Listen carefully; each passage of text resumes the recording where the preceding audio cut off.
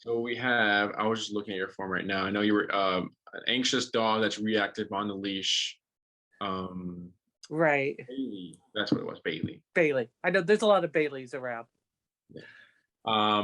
Yeah, so go ahead and fill me in on Bailey on anything that I should know. Okay, so he's going to be 2 in September. He's a golden doodle. He's right here. I can bring him over here later if you want.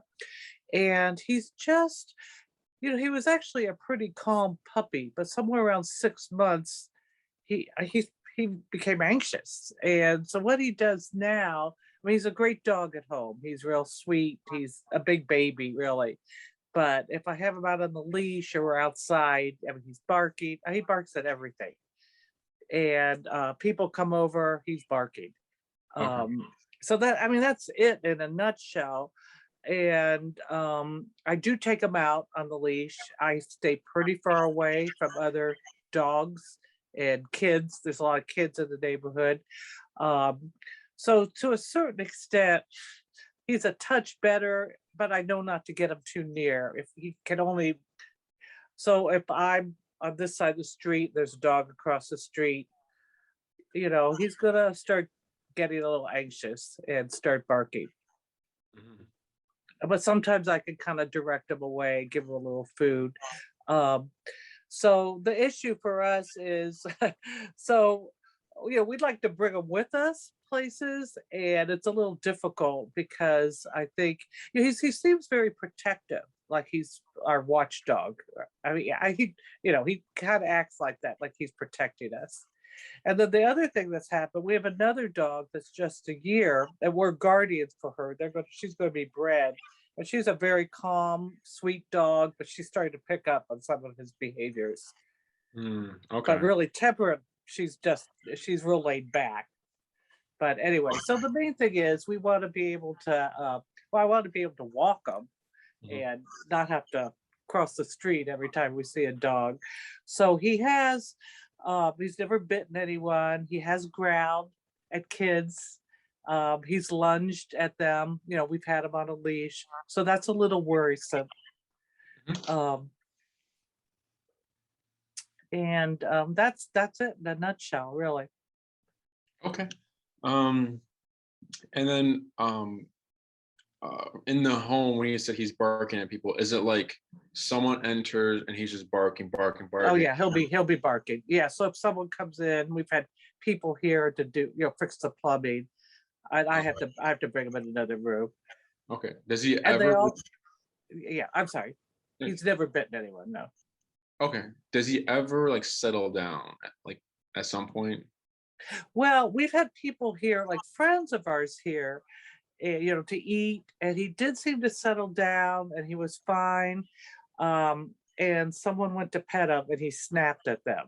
Mm, And we didn't actually know he was. I would just told him not to pet him, but they did. But because he seemed really relaxed. He was sitting under the table. He seemed fine, and so he, so we thought he was relaxed, but I guess not quite really. I mean, he yeah. doesn't snap at us. Um, so, Okay. Um, like has there ever for example, has there ever been a point where he settled, right, when someone was in the home, and then say, your guest suddenly stood up, and then would he start barking like crazy, or like, well, he would. We don't let it get that far, frankly. If he's really barking, we bring him in another room.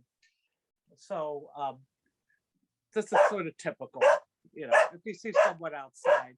So if someone goes by, like he hates the Amazon Prime truck, Oh he yeah. just for some reason he really barks at them. So we'll say, oh Bailey, this is our friend. It is our friend. Amazon Prime, FedEx truck. It's like he knows. I mean, he's kind of smart, I think, but he's just real reactive. One of these reactive dogs that I keep hearing about. Okay. So let me see here. Let me close the curtains here. Reactive.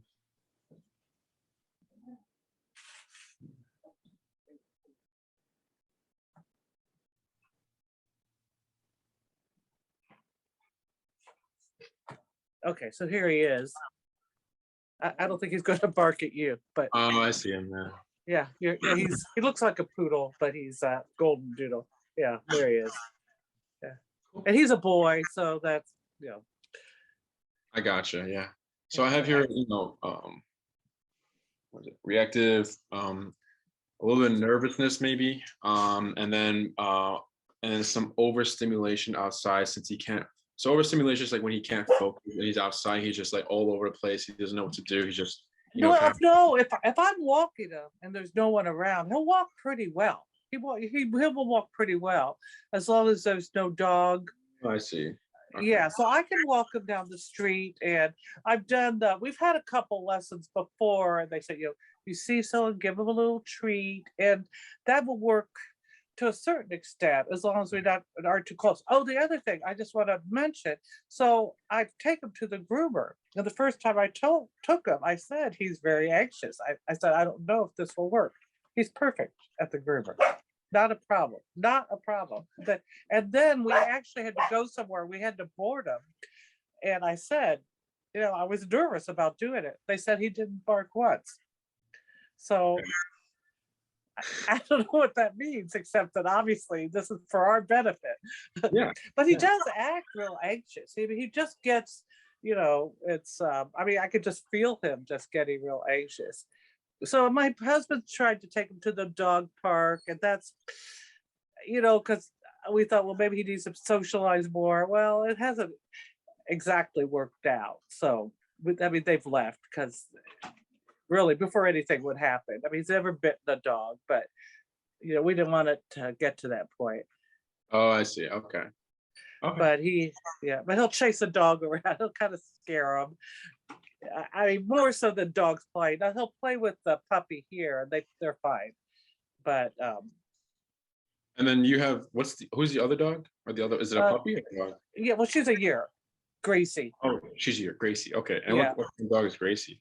She's a golden doodle too, but she's golden. She just her color is completely different. I'll show it to you. Come here, Gracie.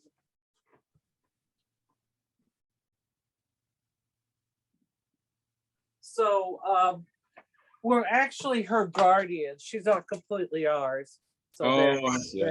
See, there she is. Yeah, she's what we call a dumb blonde. She's not real bright. I see. Yeah. Okay. Anything else I should know about? Is it Bailey, right? Yeah. Okay. So we've tried medicine. We went at the vet. We asked about putting him on medicine, and we tried a couple things. And then as far as I could tell, it did nothing. It didn't make him worse, but it did make him better. So we just stopped it. So that's good. And I really didn't want to go that route, especially, but I was worried. That's because we live with. There's a lot of kids around here. There's a lot of dogs. It's it's very residential. Yeah. Anything else? Or is that pretty much it? That's it. There's probably a couple other things, but I think you get the idea. Yes. Yeah. So usually, when we're hearing about behavioral issues or something happens, it's usually when the dog turns 6 months or like a year, right? That's when they become, where the brain changes and they become who they are at that age. So things will change at that age, right?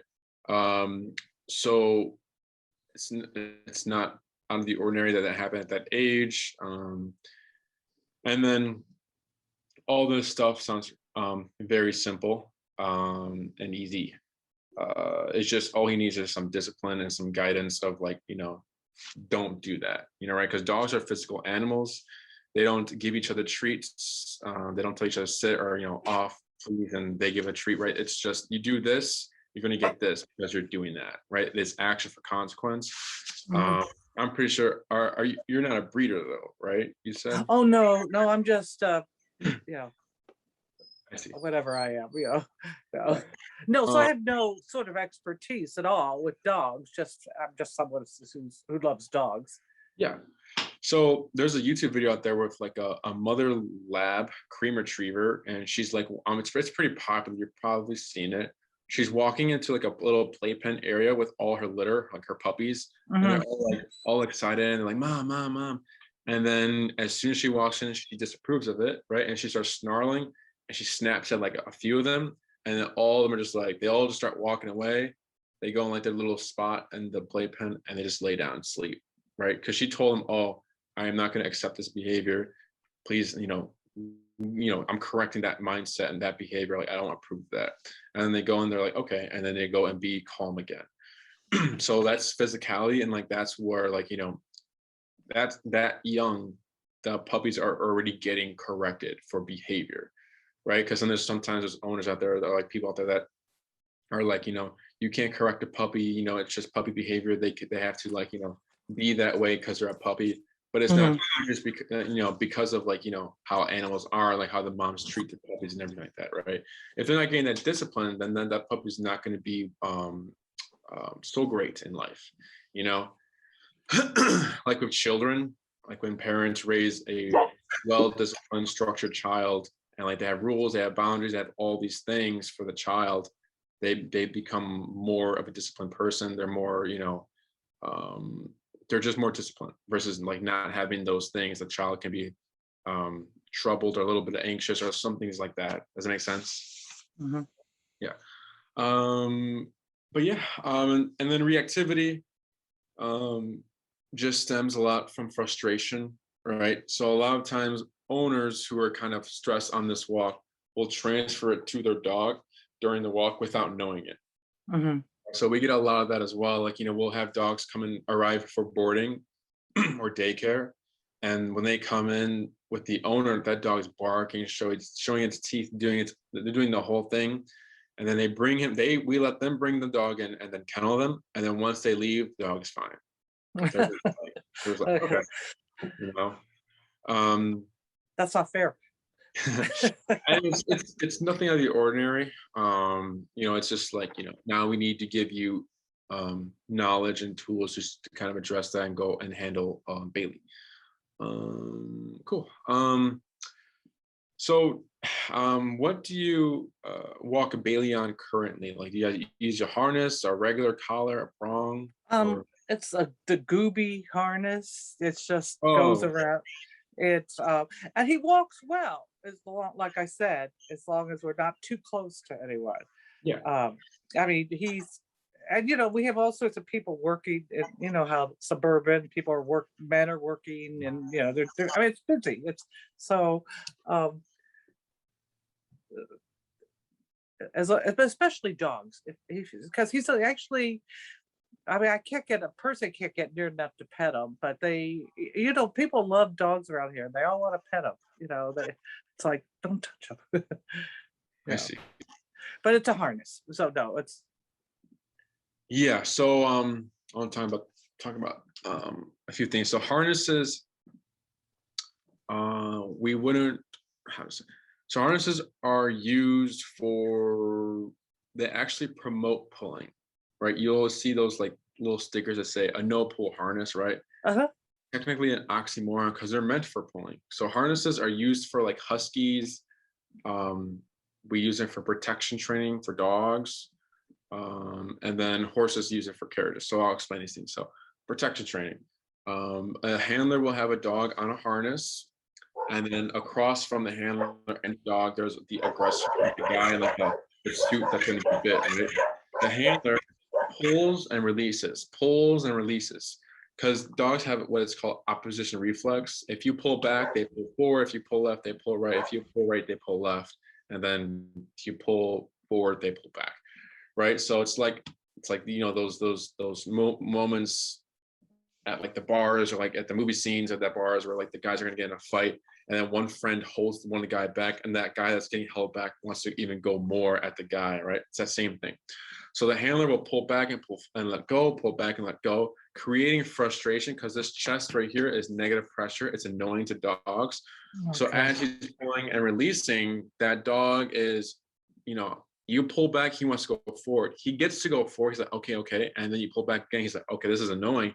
And then he's associating this annoyance with this person. And then we're creating technically aggression. Then once we've created enough frustration, we let go, the dog goes and gets the guy. So sometimes owners who buy harnesses for their puppy and they're raising them with the harness throughout their whole life, technically might be doing a little bit of protection training, right? So like the puppy, obviously it doesn't start right away. So the puppies walk on a harness, puppy sees something, owner pulls them away. They're like, okay, that was a little annoying, whatever. And as it keeps happening, it starts getting more and more and more annoying. And then they associate this pressure with people and dogs, because this is only when the pressure happens because we're pulling them away from those things. So then that turns into frustration, which turns to reactivity, which is like the barking you see. And then sometimes it can turn into dog or human aggression at that point if it's still continued in a intense way. So we don't recommend harnesses as like a training tool to address behavior work, like addressing reactivity, or having that loose leash walk. It won't work out there. Does that make sense? Mm-hmm. Yeah, It's different from what I've heard, but it's yeah. Yeah, we see it all the time. It's like as soon as like with daycare dogs here who are not trained with us, as soon as we put their harness on, because we only handle dogs here as slip leashes. We don't use their harnesses. If they come with a harness, we still use a slip leash. So the moment we put a harness on, when they're getting picked up, they're like, boom, they're pulling right away. And it's like we're pulling back and they want to go more forward. So it's like a thing we're always seeing at the facility. Wait, a slip leash is like the slip knot over their head? Is yes. that what? Okay. Yes. It gives you more control just because it closes as well. So you have more control in that way. Okay, I do have one here actually, but I've been scared to use it. No, yeah, we always tell owners to remember that dogs bite each other, right? You will never reach the discomfort of a dog bite. So like prong collars, those spiky ones, that's supposed to mimic a dog bite. When you close it, it closes with all together around it. It's like a slip leash, but it's more correctional than like slip leash wouldn't be like so much of a correctional tool, just like more control. But the prong applies correction now. It's like don't do that, right? So that is supposed to mimic a dog bite, but that prong collar will never reach the power of a dog bite. It's supposed to mimic it, but sometimes it's not enough. So like the golden retrievers, right? People think like, why would you ever use a prong collar on a golden retriever? But they're just so happy-go-lucky that they don't perceive threats or like consequence, so that when you do try to correct them with the prong collar, they're like, huh? They don't understand because they're just so wiggly, such a wiggly breed. But then like pros and cons for prong collars, like again, sometimes it's not enough. So like if Bailey's at a 10 on barking, and your strongest leash pop, right, a correction is a 7, you're never going to stop that moment Bailey's in. Does it make sense? And then once the because prong collars break, right? Those prongs are able to fall apart as you keep using them, because as you get to squeeze them. So as you keep squeezing, and sometimes people squeeze the same prong over and over, it starts to like bend inwards, and then one day it'll just fall apart, and then you have lost all control, because the only time you have control with a prong collar, leash, harness, or gentle leader, or a slip leash is when you're holding the leash. So you have lost control. Does that make sense? Did you do any research on us and like the tools we use and everything? I did more research after I signed up with you. So I did see that you do use a prong though, right? In your training. Yeah. And that's so controversial from what I've heard, because I've been trying to read up on this. But at this point, I see him. I do think he's somewhat better. He knows he's not supposed to, he knows we don't like it. So, and he does want to please us, but he's just such a bundle of nerves. And I understand what you're saying, because I'm tensing up because I'm worried he's going to, so I'm trying to relax and but I just felt we needed more help. That's basically it, than what I could do of myself or what we've had before. And I also wondered about the socialization with the other dogs too, if that would be worth pursuing, like him being in trying to go to daycare or anyway. So those are my concerns. Yeah. And then you're also aware that we use electronic collars as well, right? The e-collar. E-collar, yeah. Yeah. with your research, what questions do you have about e-collar? And I'll dive into it. Well, I don't really have questions so much, but it's just they're all very controversial. So what Facebook and all this, like some people seem to swear by them. They'll say, "This is what helped my dog. Nothing else would," and other people say, "You're abusing the dog." I mean, Yeah. I don't. I mean, I understand. I don't take that too serious. Everything's not abuse. I understand that. So, but it does seem, and it's obviously controversial. Mhm. So but other than that, I don't know that much about it. And some people swear by it. From what I've read online, my next door neighbor uses, um, her dog's not a behavior problem at all, in my opinion, but they use some sort of prong collar, she said. I see. And I don't really know. I mean, I've asked her a little bit, but I don't remember exactly what it was. Yeah. So people do use them around here, Okay. even in Oak Park. Okay. And then when you said that she had a prong collar, do you mean prong collar with the spiky one or like the e-collar? I don't know. I don't know. She, Okay. I couldn't tell you. We were just talking, and she said I use a prong collar on him. She goes, we only, she goes, it's not cruel, And so I mean, I didn't really get into it exactly. I mean, I really didn't even know what to ask her because I don't know that much about it. I see. I I mean, the real understand. spiky ones. Well, I mean, I've seen pictures of them. Yeah. Cool. So I'll talk about electronic collars like the e-collar, right? So So e-collar is different than a prong collar. E-collar gives a little shock or something. correct, yes. Yeah. Okay. That's the old school term for it, right? Oh, okay. I'm Nowadays, old, so no, it's okay. I didn't know. It's okay. Yeah, I didn't mean like yeah. But now they're a little bit more nuanced. They're different. There are still shock collars out there, I believe, that actually shock your dog, right? So the brand we use is called Dogtra. Have you ever been to a physical therapist? No. So at physical therapy, they offer a thing called stim or like a TENS unit, right? They Oh, put right. they put a little patch on your arm or whatever. Yeah, I've heard of it. Yeah. Yeah, so that's a TENS unit. That same technology is on e-collar, Okay. right? So the same technology we're using on dogs is also used on humans for therapy. So the therapist will go, here's I'm gonna go increase the level of the TENS unit. Let me know when it's too uncomfortable. Once the client has told the therapist that it's too uncomfortable, they go ahead and lower it 2 levels down, and then they let the machine do its work, right? That way is very similar to how we work e-collar with dogs, right? So Okay. it's a TENS unit on a collar. The brand is called Dogtra. It's a box, excuse me, with as a collar, and it's got 2 little contact points. These 2 contact points are touching the dog's neck, and then they give the stim, right? Jesse likes to call the collar electric, but not electricity. So like when you press a button, it's not electricity flowing through the dog's body. It's literally these 2 points. Whatever they're touching, you'll see like a muscle movement from that area. So if it's here, you'll start to see like maybe like the shoulder twitch or something like that. If it's here, you'll see like the right shoulder twitch or like the right ear or something here move. Our brand is waterproof, has like a 1.5 mile range. They're rechargeable, so you don't need batteries for them. Ours have 127 levels, right? So 0, 1, 2, 3, 4, 5, 6, 7, all the way to 127.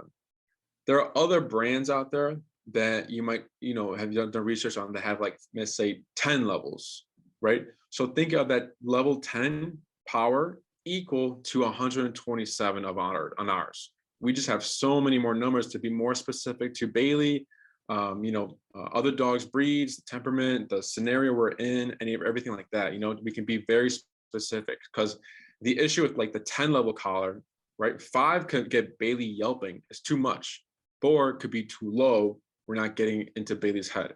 Then for us, if that's the issue, 40 is too low, 50 is too high, well, we can go to 45 or 42 or 43. We know we can be very specific. So we have so many more numbers, so many more breaks. Any questions so far about the electronic collar? No, so I get the idea. It's. I mean, this is why I think some of the terminology is, like I said, electric or whatever I said, a shock collar. So No, yeah. There's nothing wrong with calling it a shock collar. It reminds me kind of a movie I saw a long time ago with where they turned up the shock on a person. It's it's like I you've see. probably Yeah, seen movies like this before. yeah, So I mean, I know I'm not against it. I'm really not. I mean, I don't want anything to hurt them, of course. That would be I mean, I guess I feel it'd be more humane to make them behave than yeah. No, have them for not sure. behave. Yeah, because It's like a bratty kid. It's better to be stricter and so they'll behave than to. Um, no, so I understand that, but yeah, a spanking for a child. I'm just kidding. yeah, we're not allowed to do that anymore. No, no more. Yeah. uh, that, um. I grew up with. Well, that's another issue. We could get into that too, but Yeah. I mean, I think things used judiciously are a good idea sometimes. I mean, I think you have to use your common sense. I'll say that. Yes. Kids are dogs. But yeah, you'll find that because you have positive reinforcement, which is food only, and then you have like the balanced. So with the food only, the ceiling is so low because it's unrealistic to carry him with you every single day and try to get Bailey to not bark at people, right? It's very hard. It can get discouraging at times. You can feel like I'm just gonna give up because this is not working. Sometimes the dogs don't even care about the food in that moment because they're looking, maybe Bailey wants to chase a squirrel, right? He's looking at the squirrel. You're like, Bailey, I have ham here. And then you're like waving in his face. He's thinking, I can get that ham later, but this squirrel, I cannot. So I'm going to choose the squirrel, right? So you get that, Okay. Yeah. you get that scenario here and there. So it's like, well, I don't know what to do now, right? So the ceiling is so low, especially for behavior work, because food is good for things you want to see. We still use food for puppies like under 6 months, like, just doing basic stuff like sit down, stay, place, Right. come and Right. call, right? The foundation stuff. Once our puppies hit 6 months, e-collar training right away, right? Because we Okay. already know that if we do food only for a dog's whole life, it's a low ceiling of reliable obedience, like 40-30%. Prong collar is a good step forward because now we can correct and apply consequence, right? Because food, you can't do that. So then it gives us like a 50 or 60% of off-leash reliability, not off-leash, reliable obedience. But e-collar is the only tool that we have noticed that has gotten us to at least 90 to 100% of reliable obedience and like with the behavior work as well, right? So I had, what is it? I had I don't know, it was a really cool video. First lesson we were doing in person, this Maltese maybe, or some type of Shih Tzu, was just like they arrived, they were barking everything, bark, bark, bark, bark, bark. As soon, not even like 30 minutes within the training, dogs were walking past and he didn't make a peep. He was just quiet, right? So e-collar is so effective because one, it's physical, right? It's something that's touching them. It's their language, so they're able to understand it faster than like, something that humans have made, like the food stuff, right? Okay, I remember what one of the controversies were. I'll just mention it to you because what people would say. So some people, like on Facebook or whatever, because I belong to all these groups, reactive dog and all this, and say, "Oh, e-collar's great, best thing ever happened to my dog." Others will say, "But you're not addressing why is he anxious? He's anxious. You got to, so that's not doing anything for his anxiety." I'm just throwing that out there. Oh yeah. So like, for example, what is it? Give you an example. I'm not against it. I'm willing to try it for sure. So, but I just have just a teeny bit of concern. That's all. But I'm certainly willing to try it. So we had a dog here. They arrived and he was e-collar trained, but then when he got here, he was more. You can tell he was fearful, right? Because when you open the kennel, he'd go all the way in the back and try to avoid you. When you leave, he starts barking, right? So some people think, oh, press the button to stop the barking, but the dog is scared of you. So if you're correcting the dog for barking and being scared of you, you're kind of giving them a reason to be scared of you, right? That's different. So that's when like you're addressing the symptom, but you're not addressing like the root of, you know, what's actually going on, right?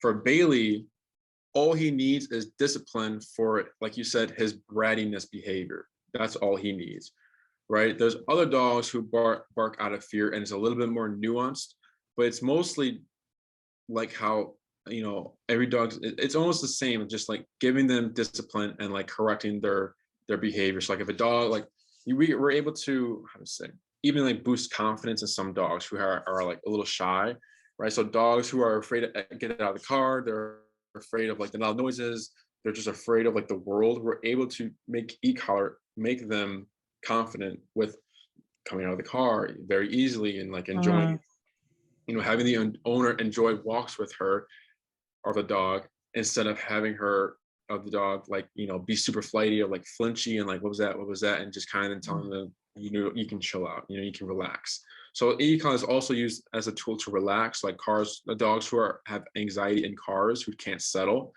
We can use e-collar to correct that behavior, because we're correcting the mind of, because in anxiety the mind wants to move, right? So if it's keep moving, we need something to stop that, right? So food will never address that, because it needs something like, and like imagine if like like a teenager had a party over at the parents' house.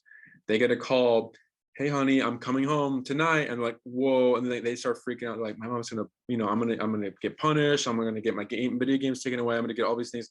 And then you have that one friend that's like, hey, you know, it'll be okay, we're gonna get it cleaned up, it's gonna be okay. And then you're like, okay, and like they calm each other down. So that's like what e-collar can do in some situations. E-collar can get very nuanced. It's not just you do a bad thing, you're gonna get this. You know, it's a lot of other things that e-collar can mean to dogs.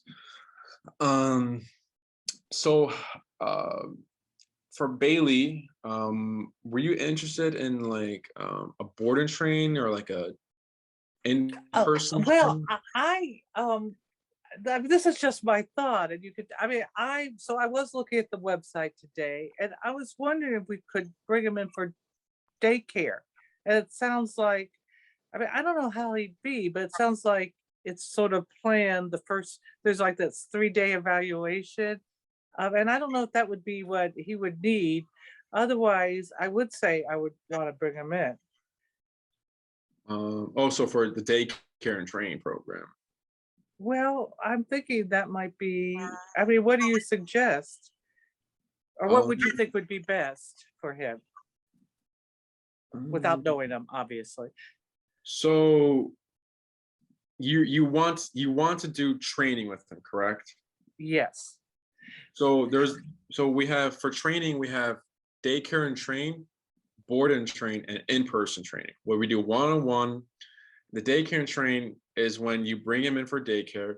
You don't need to do the evaluation because we're training him with the e-collar, right? So everything is recorded, right? So everything is recorded where you see me put the e-collar on and I talk about what we're going to be doing in that video. So, well, then the other thing is, because I would need to know how to do this too, obviously. So it does, I mean, I like the idea of him going to daycare, but I also like the idea, I mean, obviously, if it works with you, but doesn't work with me, because I'm not doing it correctly or something, then it's kind of, you know, it doesn't have a lot of use. So I kind of feel like I need to go to daycare too or something. I need training too. Yeah. So, I guess is the idea. If you want, because I think what you're wanting, do you want like in person, and then you also want a daycare for him? Is that what you're saying? I would.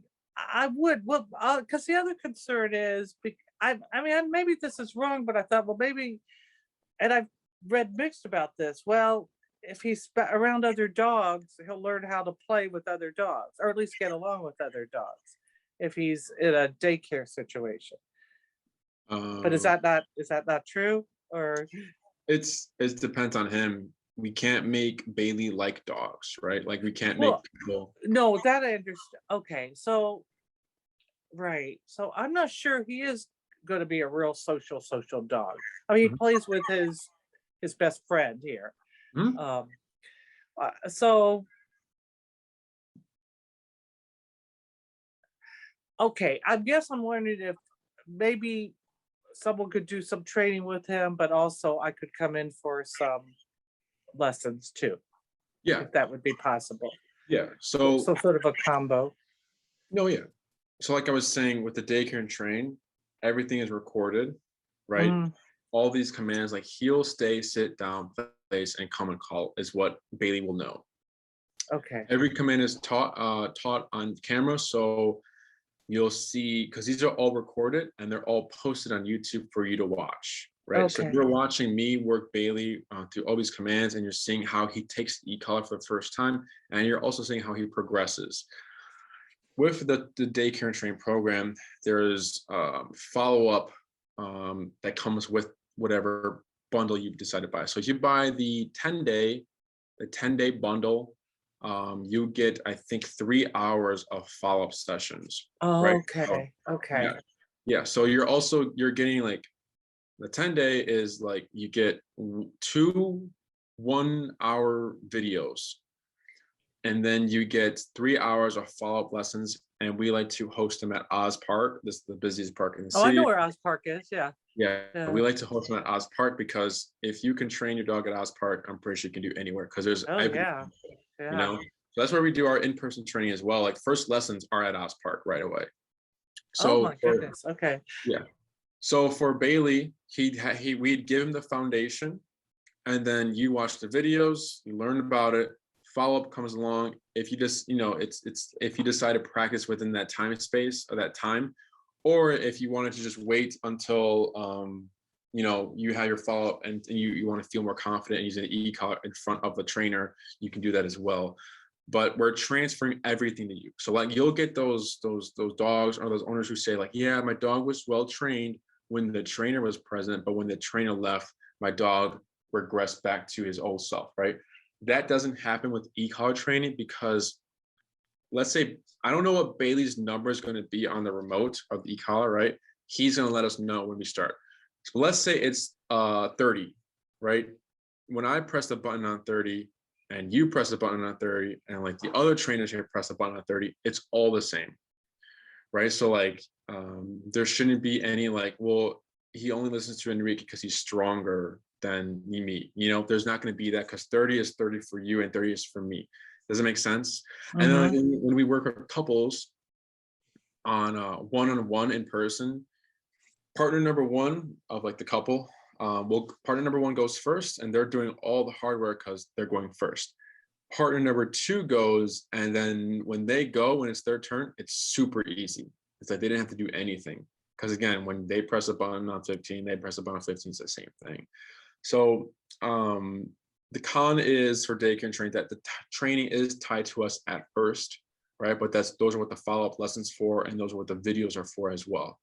So you Okay, no, I'm going back and forth to this. Now I'm thinking I should just do the one-on-one since you're already going to be at Oz Park, and that's going to be where it's very, a lot of people around. Oh yeah. Well, what do you? I mean, you have one recommend. Well, you don't know Bailey, so you wouldn't know for sure. No, I'm already. We hear this case a lot. Oh, I'm sure. So it's not out of the ordinary. We don't really need to, do an evaluation. Plug something. We don't need to do an evaluation to check out the dog because we already have an idea and we already kind of know. So I'll go through the program. So daycare and train, again, recording, there's the 5, 10, 20, there's a 5, 10, 15, 20-day bundles, right? Are you just trying to, address, is your reactivity like your main reason? Like, do you see yourself? Yes. Yeah, we Okay. would like to be able to bring them with us when we go places. That Like would be patios? Like an outdoor patio? Like a restaurant? Well, of course. Oh, well, yes, that would be a goal. Okay. I don't know if that's, but even if not that, I would like it when guests come over that I don't have to, but yeah, sure, of course, I'd love the patio too, but we would like to bring them out. Even, we go for hikes, this sort of thing. So even where it's more open, we go to state parks and, he barks, but. I got you. No worries. So certainly, I mean, our goals are, well, whatever we could do, the best, Okay, Any place would be, but certainly, I guess the main thing is when people come over, I would just as soon not have to put them in another room, I got you. So that's and to be day. able to walk them without, just having to, uh, just keep my distance from everyone. So that would be the main thing. Okay. So that's daycare train. In-person training is 6-week program, 9-week program, and 12-week. So think of the 6-week like I walk Bailey around the block, and I don't need, it's a calm walk, loose leash walk, right? And then I take Bailey to maybe like a little enclosed area. I let him run around, and then I need recall, and then I take him home. And then let's say the 9-week is you do those things, you walk around the block, you need that calm walk, no reactivity. You need recall when you're letting him run around, like in the state park or wherever you are. And then you take him to like restaurants, and you need him to lay down and not move for however many hours you're going to be there eating or at a bench or wherever you're at.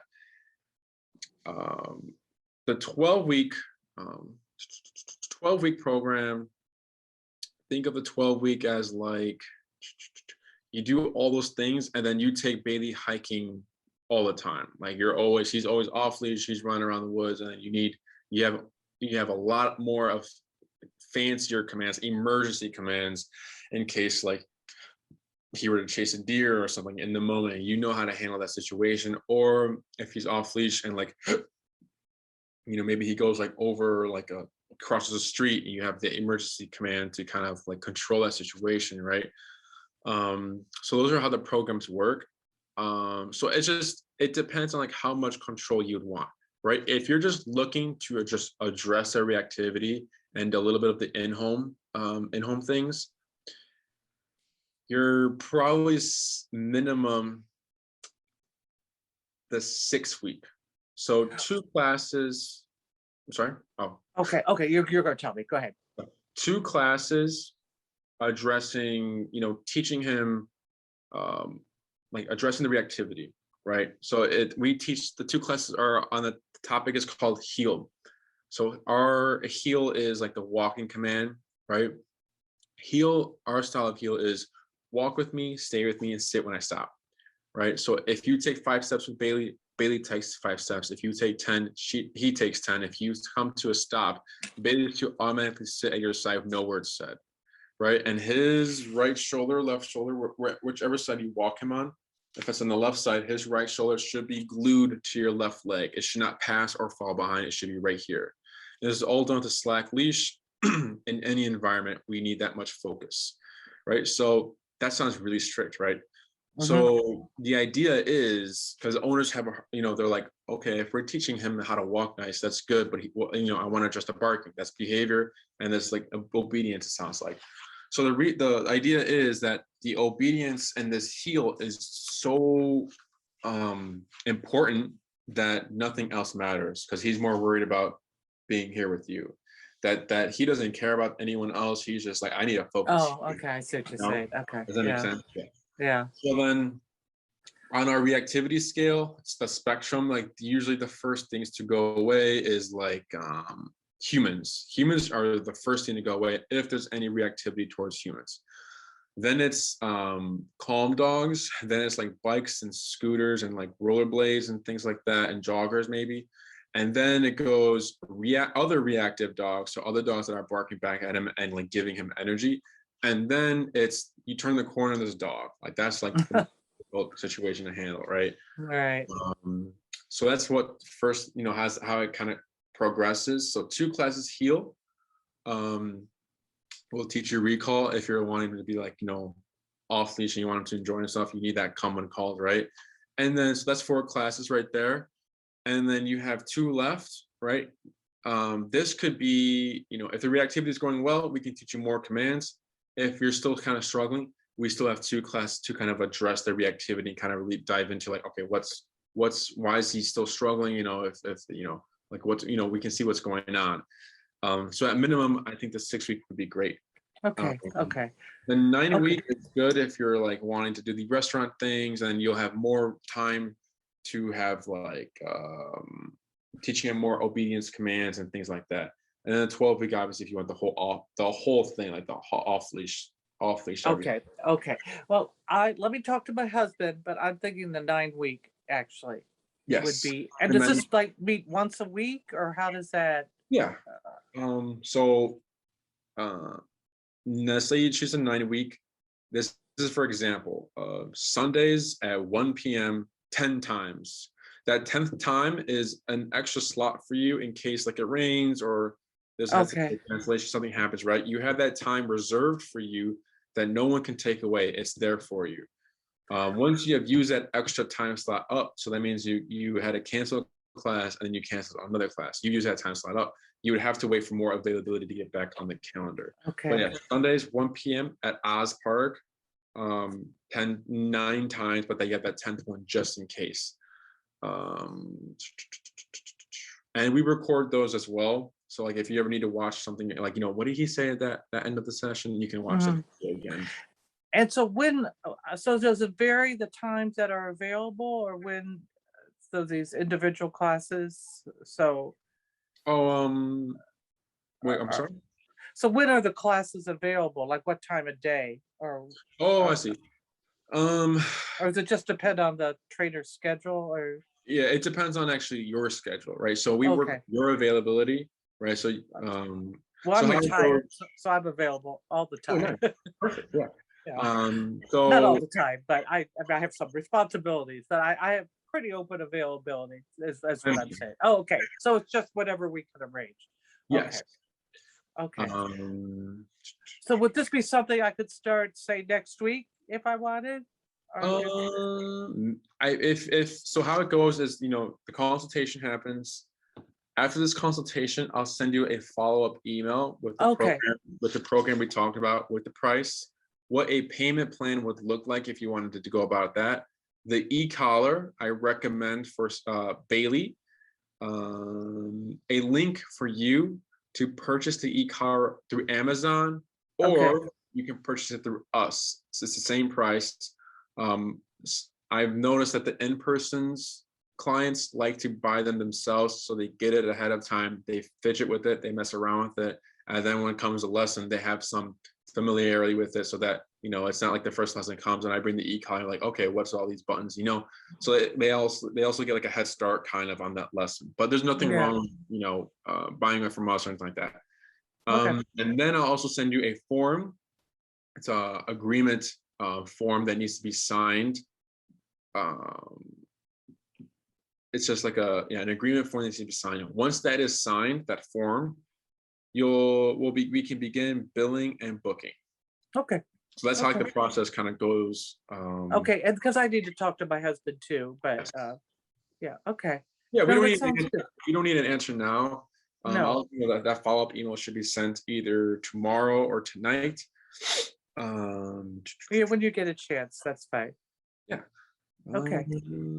And then you would want to get a regular collar for Bailey if you already don't have one. Well, he Or wears a regular collar with you mean with his tags on it. Is that what you know?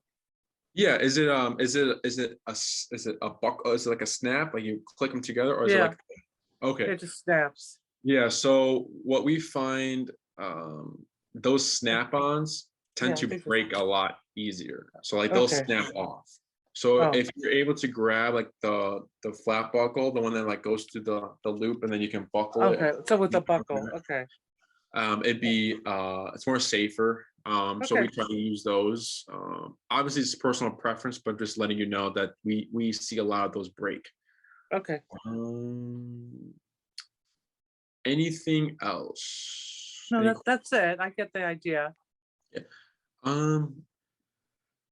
For the e-collar, I'm just going to run through a few questions that owners or clients usually ask. When does the e-collar come off? Is it like, is it just for training and then we're done using it? Or is it like the whole life? Or, is it on all the time, 24/7? Or how does that work, right? So it's on when you need it. So if you're going Okay. to go for a walk with Bailey, it would be on, because on this walk, we cannot predict what's going to happen, right? So let's say the reactivity is going great. Then you're on a busy street and like a car crash happens right here. And Bailey gets freaked out and he's like, okay, I need to get out of here. And then let's say he bolts and it catches you off guard. And let's say like the leash slips out your hand, or maybe he breaks the collar if you have the snap on at that moment. Or, you know, we've had owners where like they get pulled to the ground and like they fall and like the dog's just gone, right? So if that happens, you have that e-collar on already, right? And this is post-training. This is like, you know, post-training. We're done training already. You still have it on. And if this situation happens, you're able to override flight mode. So when dogs are in flight mode, they're thinking kill or be killed. They're gone. Bailey come is not going to work in that situation. You're gonna have to use power on that remote to kind of knock him out of that mindset to bring him back. Right. Okay. So if you don't have the e-collar in that moment, it's going to be very difficult for you to override that mindset.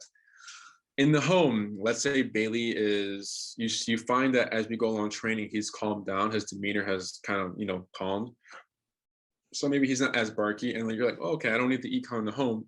Then you don't need it if he's a good boy.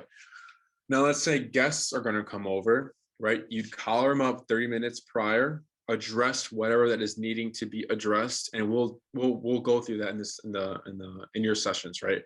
And then if you find that he's pretty much settled throughout the night and you don't really need to use that e-collar, you can take it off. Or if it makes you feel safer, and to have that control, you can keep it on. Does that make sense? Mm-hmm. Yeah. Another question clients have is you know, how come when I take the e-collar off on my walks, you know, because they try things, why does my dog go back to like jumping on me, or, you know, picking up stuff, or like why do they start pulling me again? So Jesse likes to have this example done with the clients. Do you drive on the highway? Do I drive on the highway? Yes. Unfortunately, yes, I do. Do you go the speed limit? Actually, I go with the flow of traffic, yes, as my husband says. So no one goes the speed limit. Correct.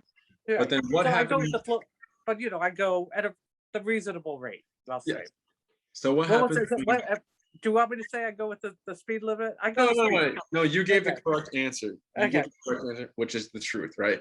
So let's say we're driving. Otherwise, they're going to run into me. All the cars are going to. You can't go the speed limit, you know. No, yeah, for sure. But let's say you see a squad car like on the side. Well, then I'm going to speed. Then I will slow down. Yes. So that's called opportunistic behavior, right? Okay. If we see something, we'll check ourselves. But once we see an opportunity that we can get away with something, we're going to get away with it, right? So it's the same thing for like dogs.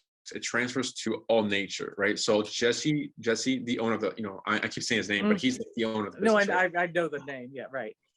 He says that he likes to call the e-collar a cop on a collar. So once it comes on, the dog's like, okay, I need to be. Oh, okay. Right. Off, they're like, okay, I can kind of press the boundaries here and there, right? We will give you other tools like in the home to address certain behaviors that are not with the e-collar, so that you're not so reliant on the e-collar in those moments. Does that make sense? Mm-hmm. Okay. But yeah, just letting you know that, you know, if that happens, it has nothing to do with the training, it has nothing to do with the e-collar, it has nothing to do with the way you're practicing at home. It's just nature. Like, you know, it's just a nature thing. Does that make sense? Mm-hmm. Yeah. Any other questions about like e-collar, the training, programs?